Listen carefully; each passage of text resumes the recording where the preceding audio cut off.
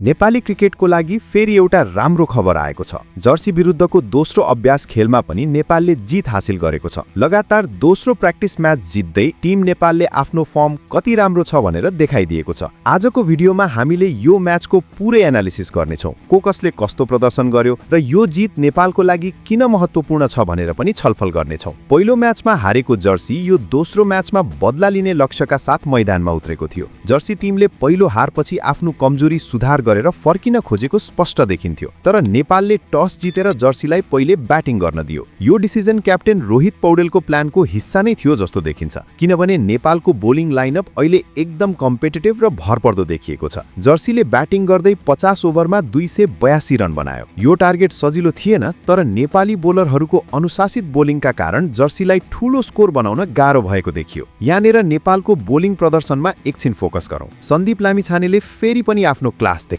उनले 2 विकेट लिए। सन्दीप जहिले पनि नेपालको सबैभन्दा भरपर्दो बोलर मानिन्छन् र यस्ता प्र्याक्टिस म्याचहरूमा पनि उनले आफ्नो लय कायम राखेको देखिनु टिमको लागि एकदम पोजिटिभ साइन हो। ठूला टुर्नामेन्टहरू नजिकिँदै गर्दा सन्दीपको यो फर्म नेपालको लागि निकै महत्त्वपूर्ण हुनेछ। करण केसीले पनि 2 विकेट लिएर आफ्नो योगदान दिए। करण केसी नेपालको पेस अट्याकको एउटा भरपर्दो स्तम्भ बनिसकेका छन्। उनले नियमित रूपमा विकेट निकाल्ने र मिडल ओभरहरूमा रन रोक्ने काम गरिरहेका छन्, जुन कुनै पनि लिमिटेड ओभर टिमको लागि एकदम आवश्यक हुन्छ। ललित राजवंशीले पनि 1 विकेट लिँदै आफ्नो उपस्थिति देखाए। ललित नेपालको युवा बोलिङ ब्रिगेडको हिस्सा हुन् र उनले पनि यस्ता प्र्याक्टिस म्याचहरूमा राम्रो प्रदर्शन गर्दै आफूलाई सिनियर टिममा स्थापित गर्ने प्रयास गरिरहेका छन्। यी तीनैजना बोलरको संयुक्त प्रदर्शनले जर्सीलाई 250 भन्दा माथि रोक्न मद्दत गर्यो। अब कुरा गरौँ नेपालको ब्याटिङ इनिङ्सको बारेमा। 283 रनको लक्ष्य पछ्याउँदै नेपाल मैदानमा उत्रियो, तर सुरुवात भने त्यति राम्रो भएन। ओपनर आसिफ शेखले 1 रन बनाएर आफ्नो विकेट गुमाए। यसले सुरुमा टिमलाई अलिकति दबावमा पार्यो, तर नेपालको ब्याटिङ लाइनअपको गहिराईले चाँडै नै त्यो दबाव सामान्य बनाइदियो। कुशल भुर्तेलले त्यसपछि एकदम आक्रामक ब्याटिङ देखाए। उनले 42 बलमा 52 रन बनाए, जुन एउटा स्ट्राइक रेट भन्दा माथिको इनिङ्स थियो। कुशल भुर्तेलको यो फर्म नेपालको लागि एकदम राम्रो सङ्केत हो, किनभने उनले टप अर्डरमा चाँडो रन बनाएर टिमलाई सुरुदेखि नै मोमेन्टम दिने काम गरिरहेका छन्। हालसालैका महिनाहरूमा कुशल भुर्तेलको फर्म अलि उतार चढाव भएको थियो, तर यो इनिङ्सले उनको कमब्याक झन बलियो बनाएको छ। त्यसपछि ईशान पाण्डेले एउटा महत्त्वपूर्ण इनिङ्स खेले। उनले 115 बलमा 90 रन बनाए। यो इनिङ्स धेरै मायने राख्छ, किनभने ईशान पाण्डेले एउटा एङ्करिङ रोल खेल्दै टिमलाई लामो समयसम्म क्रिजमा रहेर लक्ष्यतिर लगिरहे। यस्ता लामा फर्मेटका म्याचहरूमा एउटा ब्याट्सम्यानले लामो समयसम्म क्रिजमा टिकिरहनु एकदम महत्त्वपूर्ण हुन्छ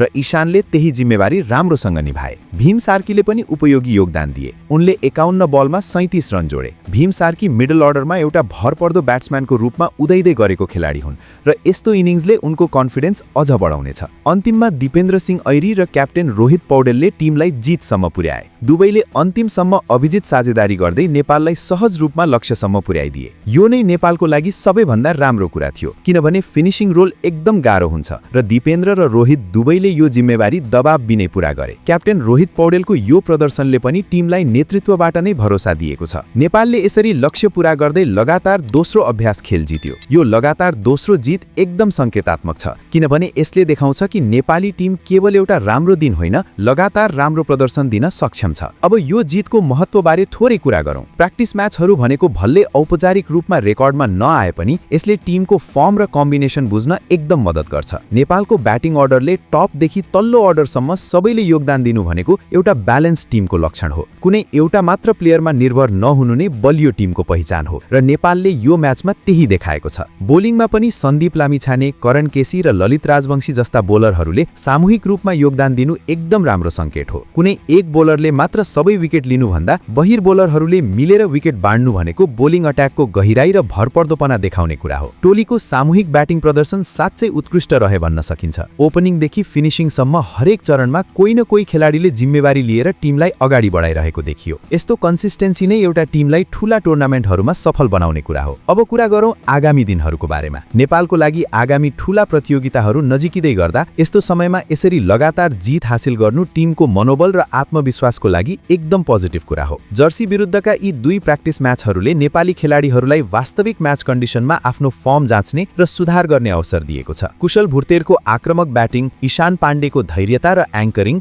भीम सार्कीको उपयोगी योगदान र अन्तिममा दिपेन्द्र सिंह ऐरी र रोहित पौडेलको फिनिशिङ, यी सबैले मिलेर नेपालको ब्याटिङ लाइनअप कति गहिरो र भरपर्दो छ भनेर देखाइदिएको छ। त्यसैगरी बोलिङमा पनि सन्दीप लामिछाने, करण केसी र ललित राजवंशीको संयुक्त प्रदर्शनले नेपालको बोलिङ अट्याक पनि विश्वसनीय छ भन्ने प्रमाणित गरेको छ। समग्रमा हेर्ने हो भने यो जितले नेपालको आगामी ठूला प्रतियोगिताहरूको लागि फर्म सकारात्मक देखिएको स्पष्ट संकेत दिएको छ। टिम नेपालले अहिले जुन गति र आत्मविश्वासका साथ खेलिरहेको छ त्यो कायम राख्न सकेमा आगामी दिनहरूमा नेपाली क्रिकेटको लागि थप राम्रा खबरहरू आउने सम्भावना धेरै छ। त साथीहरू, यही थियो नेपाल र जर्सी बीचको दोस्रो अभ्यास खेलको पूरा एनालिसिस। तपाईहरूलाई यो म्याचको कुन प्लेयरको प्रदर्शन सबैभन्दा मन पर्यो हामीलाई कमेन्टमा लेखेर जनाउनुहोला। नेपाली क्रिकेट सम्बन्धी यस्तै थप अपडेट र एनालिसिसको लागि हाम्रो च्यानललाई सब्स्क्राइब गर्न नबिर्सिनुहोला र भिडियोलाई लाइक गर्न पनि नबिर्सिनुहोला ताकि हामीले तपाईहरूका लागि यस्तै राम्रा कन्टेन्टहरू ल्याइरहन सकौं। धन्यवाद।